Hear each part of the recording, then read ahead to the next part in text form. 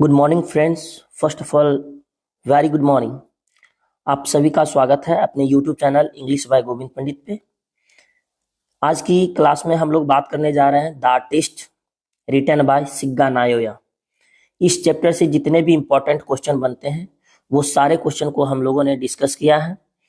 तो चलिए हम लोग एक बार गो थ्रू कर लेते हैं अच्छे से द टेस्ट। चलिए ये अपना सरफेस है इंग्लिश बाय गोविंद पंडित। जो भी चैनल को सब्सक्राइब नहीं किए हैं प्लीज सब्सक्राइब कर दीजिए और दोस्तों के साथ शेयर कीजिए ताकि उनको भी फायदा हो जाए। चलिए सबसे पहला क्वेश्चन आपका है Seibei's was passionately interested in dash. Seibei जो लड़का था ये इस चैप्टर में द टेस्ट चैप्टर में जो सेबी एक अहम रोल मतलब इस चैप्टर का सेबी जो है एक मुख्य पात्र है, ठीक। और SEBI was passionately interested in dash कहता है सेबी जो था काफी इंटरेस्टेड था किस चीज के लिए, बास्केट के लिए या कैरोट्स के लिए या गॉड्स के लिए या पैटोटोज के लिए। जो सेबी नाम का लड़का था उसको सबसे ज्यादा कद्दू यानी कद्दू को कलेक्ट करने में सबसे ज्यादा इंटरेस्टेड था वो। तो यहाँ पे हो जाएगा गॉड्स, क्या हो जाएगा ऑप्शन नंबर सी, यानी सबसे ज्यादा इनको इंटरेस्टेड था गॉड्स को कलेक्ट करने में, ठीक। जिसके कारण इसे मार भी पड़ी थी पिताजी के द्वारा। तो चलिए यहाँ पे हो जाएगा क्या, Sebi was passionately interested in gods. ये हो जाएगा बास्केट नहीं होगा, कैरोट्स नहीं होगा, पैटेटोज नहीं होगा, होगा क्या गॉड्स। दूसरा क्वेश्चन आपका है SEBI's hobby was collecting dash. अभी हमने जस्ट अभी बात किया है कि सेबी का क्या था हॉबी। सेबी का हॉबी ये था कि टू कलेक्ट गॉड, मतलब कद्दू को कलेक्ट करना। कद्दू को कलेक्ट करना जिसे कि फ्लावर्स नहीं था, सीड्स नहीं था या फिर ग्रास नहीं था, क्या था गॉड्स यानी कद्दू। सेबी का जो हॉबी था वो कद्दू को जमा करना था। अगला देखिए तीसरा, SEBI was a 12 years old dash boy, Chinese, Japanese, African या इंडियन। सेबी मतलब जो 12 साल का लड़का था, स्कूल गोइंग बॉय था, 12 साल का लड़का और स्कूल भी जाता था, वो कहाँ का लड़का था, जापानीज था, चाइनीज था, अफ्रीकन था या फिर इंडियन था। तो यहाँ क्या हो जाएगा आपका Japanese. SEBI was a 12 years old Japanese boy. आप आराम से कह सकते हैं ये क्या था, सेबी कहाँ का लड़का था, जापानीज था। और सिग्गा नायोया जी जो ने मतलब आई मीन चर्चा किए हैं वो सेबी नाम के लड़के के को लेकर चर्चा किए हैं, ये जापानीज बॉय था। अगला देखिए चौथा, fancy a lad spending. A lad मतलब होता है लैड मतलब छोरा, राइट। कहता है fancy a lad spending his time playing around like that with gods is from. मतलब ये जो लाइन लिया गया है ये लाइन कहाँ से लिया गया है, तो आपका उस चैप्टर का क्या नाम हो जाता है, ए चाइल्ड इज बॉर्न या फिर द आर्टिस्ट या फिर द अर्थ या ए मैरिज प्रपोजल।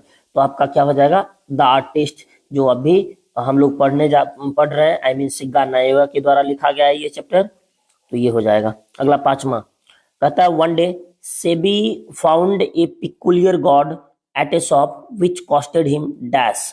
कहता है एक दिन जब सेबी रास्ते से गुजर रहा था तो उसने एक दुकान पे एक ऐसा कद्दू देखा जिसे उसने खरीदने के लिए तत्पर हो गया, उसको इंटरेस्ट कर लिया, उसको अपनी ओर आकर्षित कर लिया।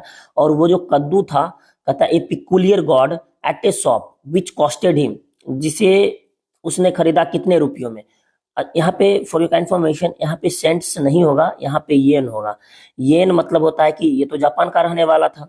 येन मतलब होता है जापान, जिस प्रकार अपने भारत में रुपीज चलता है ना मुद्रा के रूप में रुपीज, उसी प्रकार जापान में येन चलता है, YEN येन।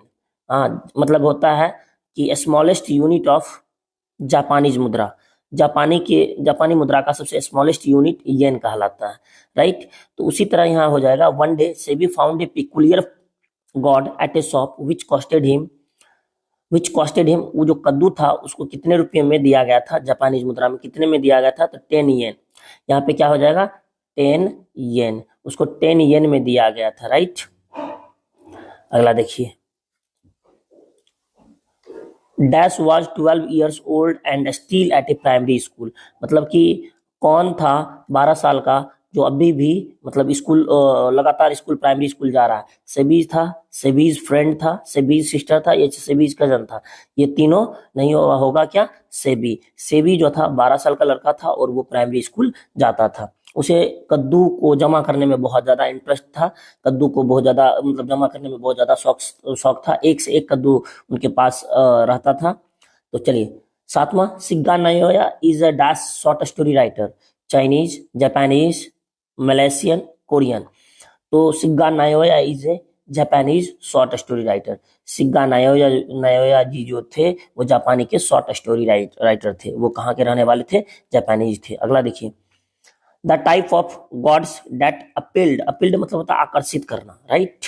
हाँ, एक अपील्ड मतलब आग्रह, अनुनय विनय करना, आग्रह करना, यहाँ पे हो जाएगा आकर्षित करना का सेंस लेगा। तो जैसे कहता है कि the type of gods that appealed to Sebi was, जो ऐसा कौन सा टाइप का गॉड था, ऐसा कौन सा टाइप का कद्दू था जो सेबी को काफी ज्यादा आकर्षित कर लेता था। अनपॉलिश्ड या पिकुलियर या even and symmetrical, old and gnarled. तो क्या हो जाएगा,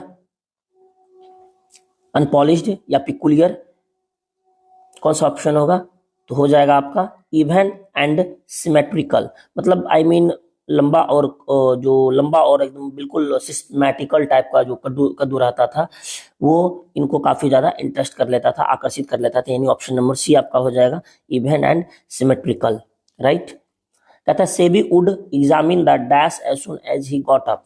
कहता है Sebi would examine the gods या पेंटिंग या बुक्स या फूड। कहता है सेबी जो है बहुत जल्द ही किसी भी कद्दू को एग्जामिन करने में मतलब महारत हासिल कर लिया था। तो पेंटिंग नहीं, बुक्स नहीं, फूड नहीं, क्या हो जाएगा, gods. Sebi would examine the gods as soon as he got up. जैसे ही वह सवेरे उठता था, जैसे ही वो सुबह सुबह उठता था, वो सबसे पहले अपने कद्दू को ही देखने के लिए जाता था। इतना उसको इंटरेस्ट था कि वो जब भी सुबह सवेरे यानी सोने से पहले और सोने सोने मतलब आई मीन सोने से पहले और जगने के तुरंत बाद वो कद्दू को ही एग्जामिन करने के लिए पहुंच जाता था। कद्दू को हमेशा बार बार एग्जामिन करते रहता था।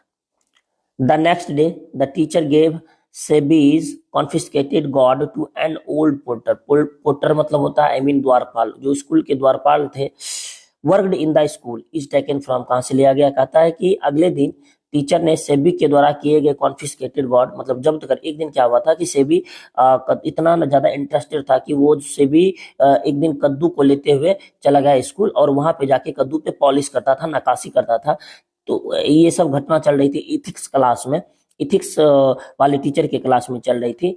तो वहां पे क्या हुआ कि इथिक्स वाले टीचर ने उसे देख लिया ये सब करते हुए और उस कद्दू को क्या कर लिया, जब्त कर लिया। जब्त करने के बाद वो कद्दू अपने स्कूल के द्वारपाल यानी ओल्ड पोर्टर को दे दिया, जो मतलब उसके स्कूल में काम करता था। तो ये लाइन कहाँ से लिया गया है, a child is born, the artist, Bharat is my home, या ए पिंच ऑफ स्नफ। यहाँ हो जाएगा द आर्टिस्ट, सिग्गा नायोया, यानी बी नंबर ऑप्शन हो जाएगा, राइट।